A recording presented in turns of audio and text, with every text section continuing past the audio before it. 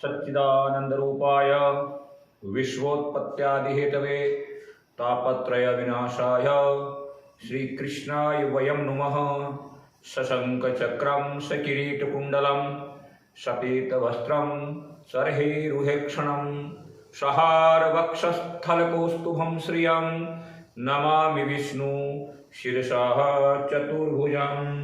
भगवान राधा गोविंद के चरणारविंदों को प्रणाम करता हुआ कल वैशाख कृष्णा वरूथनी एकादशी है।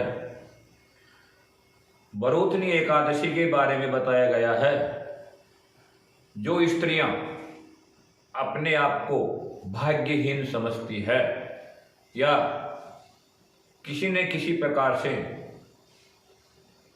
उनको संपूर्ण जो वैभव नहीं प्राप्त हो पा रहा है, ऐसी स्त्रियों को साथ ही 10,000 वर्ष तक अगर कोई व्यक्ति तपस्या करता है या कुरुक्षेत्र में जाकर के 1 मण सोने का दान करता है, उसके बराबर इस वैशाख कृष्णा एकादशी का व्रत उपवास करने का फल है।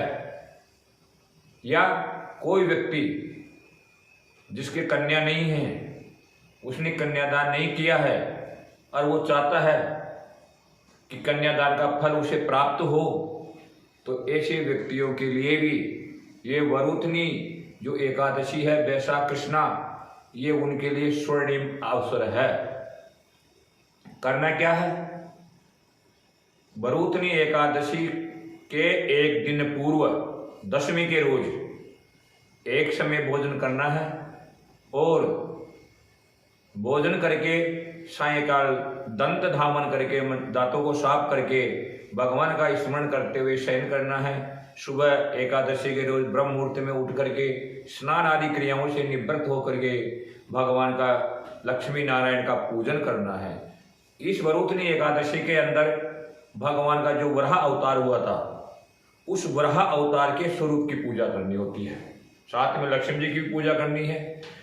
पूजा करते समय और दिन भर चलते फिरते उठते बैठते 12 अक्षर मंत्र जो है ओम नमो भगवते वासुदेवाय, इस मंत्र का स्मरण करते रहना है, जाप करते रहना है। सायंकाल इस मंत्र के द्वारा या भगवान के अन्य नामों का स्मरण करते हुए कीर्तन करते हुए रात्रि को व्यतीत करना चाहिए। बताया गया है कि एक समय फलाहार करना चाहिए।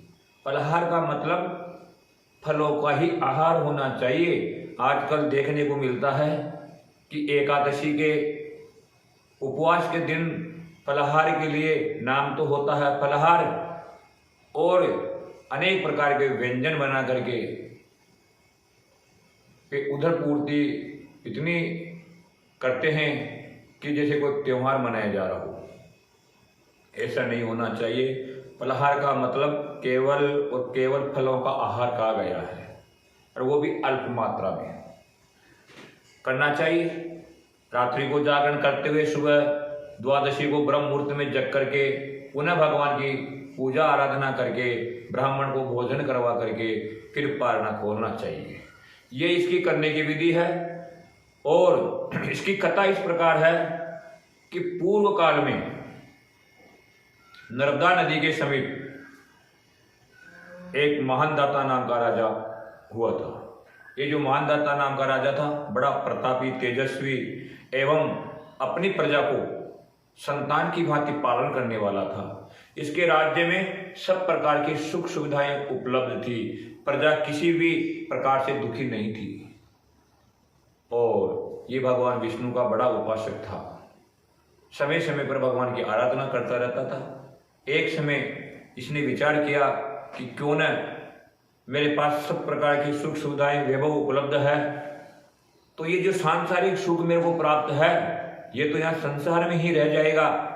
क्यों न मेरे को आगे के लिए या भगवान श्री नारायण की कृपा प्राप्त करने के लिए, उनकी चरण कृपा प्राप्त करने के लिए मैं क्यों न तपस्या करूं। ऐसा विचार करके जंगल में जाकर के तपस्या करने लगता है। और तपस्या करते करते काफी समय व्यतीत हो जाता है तो एक दिन जंगल से भालू निकल के आता है और राजा के पैर को चबाने लगता है। उस पीड़ा को राजा सहन करता रहता है और देखते ही देखते वो भालू मानदाता राजा को घसीट करके घोर जंगल में ले जाता है और भालू के द्वारा प्रताड़ित करने पर, चबाए जाने पर राजा बड़ा व्याकुल हुआ, लेकिन प्रतिशोधात्मक रूप में उसने हिंसा का प्रयोग नहीं किया, यानी भालू के ऊपर किसी प्रकार का प्रहार नहीं किया। उन्होंने करुण भाव से भगवान नारायण को पुकारा, त्राहिमाम त्राहिमाम त्राहिमाम पुंडरीकाक्ष, कि हे प्रभु, हे नारायण, मैं आपकी शरण में हूँ, आप मेरी रक्षा कीजिए, मेरी रक्षा कीजिए, मेरी रक्षा कीजिए। इस प्रकार जब आर्त भाव से नारायण भगवान को पुकारा गया तो भगवान वहाँ प्रकट होते हैं और प्रकट होकर के उस भालू का वध कर देते हैं अपने चक्कर से, और मानदाता से कहते हैं कि हे मानदाता, तेरी तपस्या से, तेरी भक्ति से मैं प्रसन्न हूँ, तेरे को क्या मांगना है? बड़े हर्ष के साथ मांगिए। मानदाता कहते हैं कि प्रभु, एक राजा को अपने राज्य में जो व्यवस्थाएं चाहिए वो सब मेरे पास है आपकी कृपा से, और मेरी जो राज्य है उस राज्य में कोई प्रजा दुखी नहीं है, ये भी आपका ही आशीर्वाद है, आपकी ही शुभ आशीर्वाद का फल है। मेरे को और कुछ नहीं चाहिए, मैं निष्काम भाव से आपकी चरण सेवा करने के लिए, आपके परम पद को प्राप्त करने के लिए, आपका सायुज्य प्राप्त करने के लिए तपस्या कर रहा था, तो मुझे तो आपकी भक्ति चाहिए और कुछ नहीं चाहिए। इस प्रकार भगवान ने तथास्तु कह करके अखंड भक्ति प्राप्त करवा दी मानदाता को।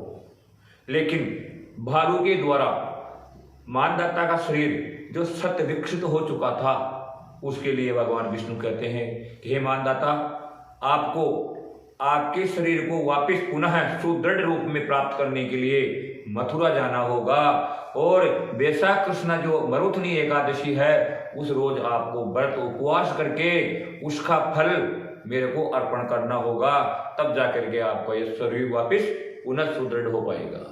मानदाता भगवान की ऐसी वाणी सुन करके वहां से सैन्य धीरे धीरे मथुरा की ओर प्रस्थान करते हैं, और जब वैशाख कृष्ण मरुथनी एकादशी आती है तो बड़े हर्ष उल्लास के साथ मरुथनी एकादशी का व्रत उपवास करते हैं, भगवान का स्मरण करते हुए वराह मूर्ति की पूजा करते हैं और ब्राह्मण भोजन करवा करके फिर पारणा करते हैं। और भगवान को जो ही उन्होंने एकादशी को अर्पण किया, त्यों ही महान दाता का शरीर पहले की जैसे सुदृढ़ हो गया, और बड़े ऐश्वर्य के साथ इस मृत्यु लोक में अपना राज्य भोग करके मानदाता अंत में भगवान के परम पद को प्राप्त हुआ।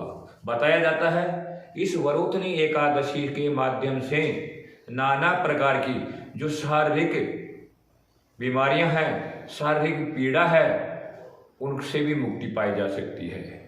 चर्म रोग जिस व्यक्ति के है उस व्यक्ति को तो अवश्य ही इस एकादशी का व्रत उपवास करना चाहिए और कर करके भगवान को अर्पण करना चाहिए और भगवान से प्रार्थना करनी चाहिए कि हे प्रभु, इस एकादशी के पुण्य के प्रभाव से मेरी ये जो अमुक रोग है इससे मेरे को छुटकारा दिलाइए।